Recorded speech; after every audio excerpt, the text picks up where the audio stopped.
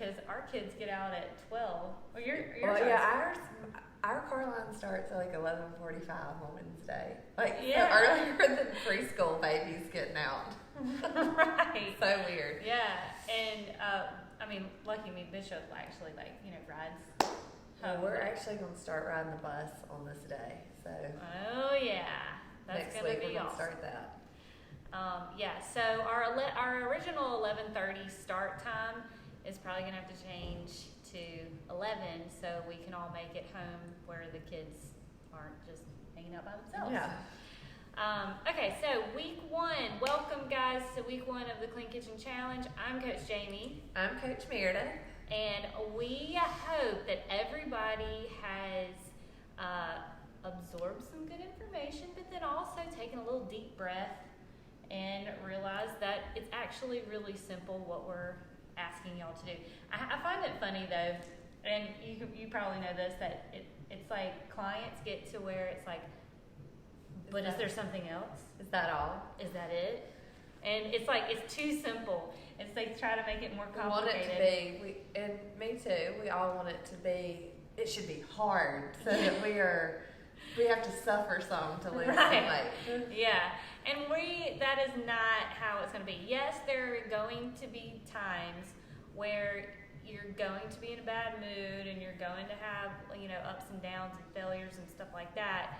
But the goal is to try to gradually transition into this certain lifestyle. So when it comes down to it, by the end of the 12 weeks, we want you on autopilot of the 5 big habits. So that means sleeping better, drinking majority water than you do other calorie beverages. That means eating plants in every meal and protein in every meal, not obsessing about counting things, but eating the right quality food more so than not so good quality, Right.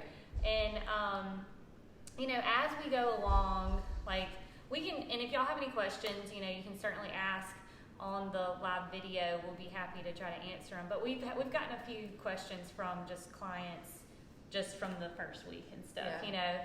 A lot of it's about is this food okay? Yeah. Yeah. Is this allowed? And to answer that, just generally, any food is allowed. It just depends on what habit you're feeding. So you'll hear us say this a lot. What habit are you trying to fill out of the CK big habit? So the plant habit or the protein habit. Or are you trying to fill an old habit, like a snack habit? Or a chip. crunchy habit. Yeah.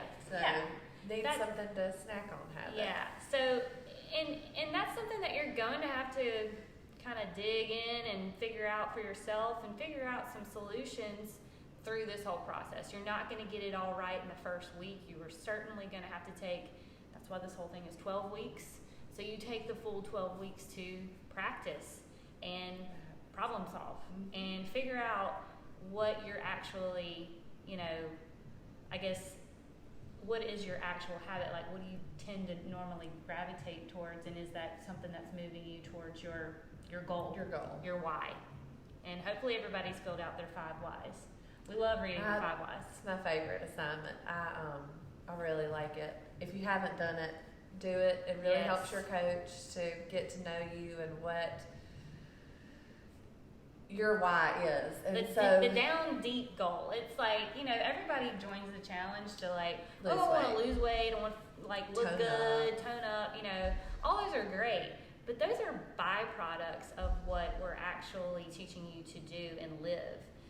The habits, we always say that they vary in degree depending on where you're at. But the habits are the same no matter if you are the fittest and shredded person, or if you're just starting out. You need to become this person that drinks water and eats plants, Yes. So, you really have to, it really kind of helps you, all the 5 whys and, kind of assessing where you're starting from.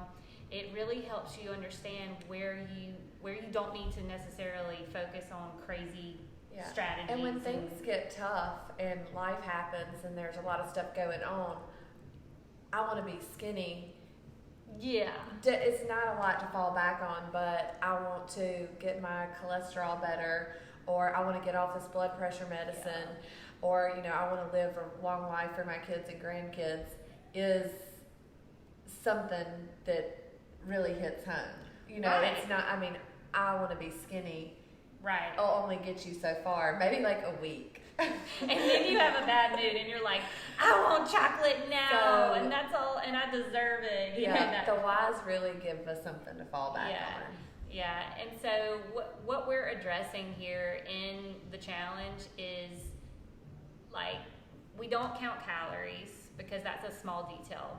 When you think of the bigger picture, we don't worry about the timing of your food. We're not going to nitpick every little thing that you have. Like, people have been asking about coffee creamer, can't drink my coffee. You can drink your coffee creamer. We have bigger fish to fry here. And literally. On the creamers too, if you're eating 4 tablespoons or like it's half of like the fake sugar and fake creamer, like just use a little bit less and over the Cut week back. See what you can get down to and still enjoy your coffee. Right. Because I like to enjoy my coffee. Yeah. But I mean, it's changed since I started of how I even like mine. So. Right. Yeah, but I mean, like, what I'm getting at, unless you're drinking the mocha frappuccino, With basically cream. milkshake, a coffee milkshake. If you're drinking those, okay, we need to, simmer that down. But if you're drinking like regular coffee with a little bit of creamer, that type of thing, that's not what made your health what it is today. That's like little bitty detail over here, when the root problem is what we're after. Yeah. Because if we fix the root problem, guess what? Everything else after that starts to change. And so what is a root problem? Well, a root problem could be you don't plan ahead. A root problem could be that you've never given your chance to actually learn to like the taste of plants.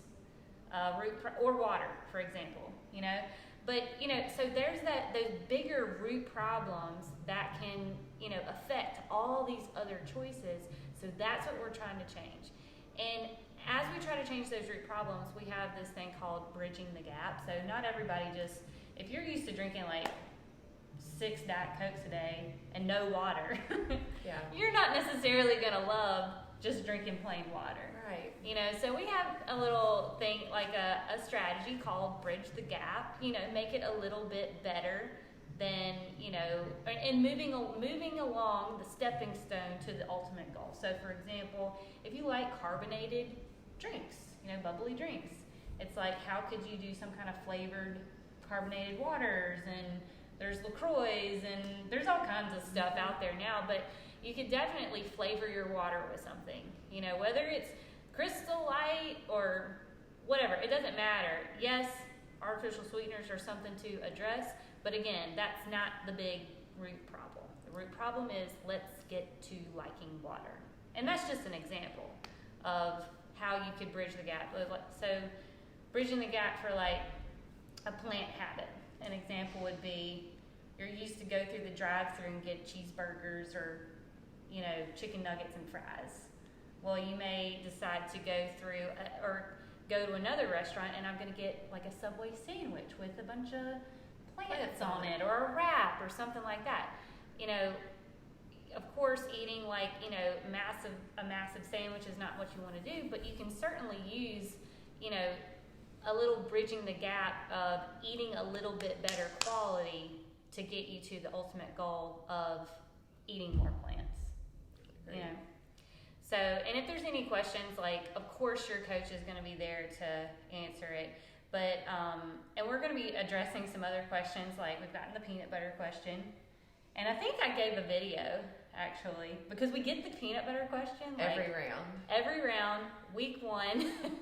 I'm a peanut butter fiend, like, love it. But it can get out of hand. So, I usually say stick to 1 serving of a nut a day, okay? I wouldn't necessarily go overboard with peanut butter and stuff.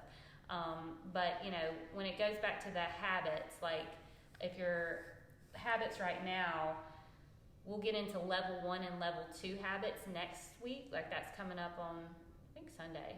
I think we go over those, your nutritional age. And you'll be able to differentiate, what level eater you are. So you're going to learn a little bit more. But when it comes to the peanut butter question, right now, yes, it could be a protein source, but I wouldn't necessarily use it for every meal. Because then we would be, we would get a fat overload. Yeah, you would. So main thing is focus on the simple habits that we have. They're simple for a reason. Just keep checking them off. Our focus is adding in the good. Changing the meals that you currently eat right now. So whether it's 2 times or 1 time a day, eventually you'll probably get hungrier because you're eating better quality foods and your body's going to use them better. And then you'll get hungrier, so then you'll add more meals. But don't think that you have to eat massive amounts of meals unless you're hungry for it. And there are 5 spots or 6 spots on the food log. Yeah. You definitely don't have to fill all of those in. No. A big thing that they did this week is the kitchen clean out. Oh, no. I need to do a kitchen clean out of mine. I did none. It always motivates me. Cause I've bought Bishop some like lunch stuff, and ain't gonna lie, I've been getting into those chips. Those goldfish get me every time. But the main lesson from there is if it's in your house, you're eventually gonna eat it. Yes. I don't care. Like, if you think it's going to be a trigger for you, just get it out. Get it out. I can't buy anything that, I really like, but I say to myself, oh, my kids are really going to like this. And then buy it, and then they don't eat it. And I feel bad about wasting it. And so, eventually, as that snack craving comes around, they could sit there for forever. But then one night I'm going to be like, oh, I need something sweet. And I'm go in there and eat it. Oh, yeah. And so what you want to do is you want to create that safe space where you don't, when you have that craving. There are things that you can have. Yeah. And the things that you don't necessarily, that you're trying to break the habit of eating, you don't want them in the house because your willpower, your decision. There's really no such thing as willpower. I mean, if it's in your house, it's gonna happen. It is.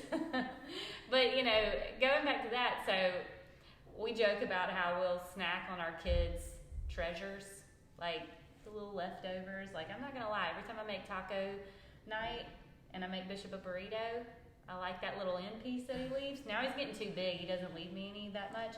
But when he was younger, he would leave that little bitty bite at the end. Treasures, that's what that's called. And man, do I nibble on those. But so that's where the food logging can really be helpful. You need to log those treasures. Yes, or a handful of tater tots or french fries off your kids' plates. Because if you do it at every meal, it adds up. That's how I found that I did that a lot the first time I went through Clean Kitchen, especially when my kids were real little and left a lot of food on their plate. Yeah. So food log, and you don't have to food log forever. Food logging is just a tool for awareness. And so we really, really encourage everyone to periodically, whether you're in the challenge right now or even outside the challenge and you're watching this on the Facebook page, and you just need to become more aware of what you're actually doing. You just need to write it down. It doesn't mean you need to count calories or track macros or anything like that. Just literally see what types of food you're eating and then how often. And later on, you're going to get a little a homework assignment called the meal compliance chart, and you'll be able to use your previous week's food log and kind of get yourself a little percentage of how on point with those habits you were. And so, our whole thing is 80-20. 80% of the time you want to hit your meal habits, and then 20% of the time you've got a little wiggle room. Well, you may be thinking you're doing awesome. And then all of a sudden you're like, wait a second, I'm at 60%. What? So food log, it's really important, especially in the beginning. But having said that, if you get into a routine and you're knocking out your habits and, you're on autopilot, you don't have to food log forever. It's just an awareness tool. Yes, it would be daunting to continue it for life. I hate macro counting. I just don't. It makes my head want to explode. I think just everybody lives too busy of a lifestyle to be glued to your phone and add things in, and those estimates of the food. You don't even know if you're doing it right or not. So yeah, especially in my Fitness Pal. Now I've used my Fitness Pal before. Me too.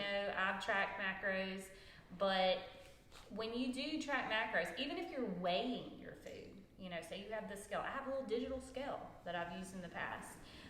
It can be off by 25% either direction, okay? And it's not anything that you can, hey, I can get a better way of measuring. That's just the nature of the beast. You can't predict how everybody's going to absorb certain energy and different foods and stuff like that. But if you learn how to eat intuitively, follow the hand portion guides and are eating better quality foods, there's not much of a reason to do that, because unless you were trying to get a certain weight for a fitness competition above what we are doing right unless now. You're doing level 3 eating, which you're going to learn what that is. We go through level 1, level 2, level 3 eaters. Unless you're a level 3 eater, you have no reason to track macros. Just focus on adding in the good.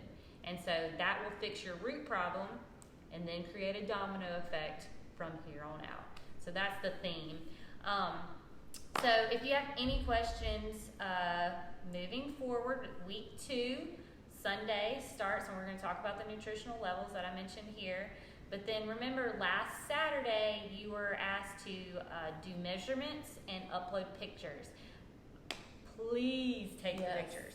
Take the pictures. They are so important for you. Even if you don't want to upload them, or even feel like you don't want anybody to see them, please take them and keep them on your phone. Yes.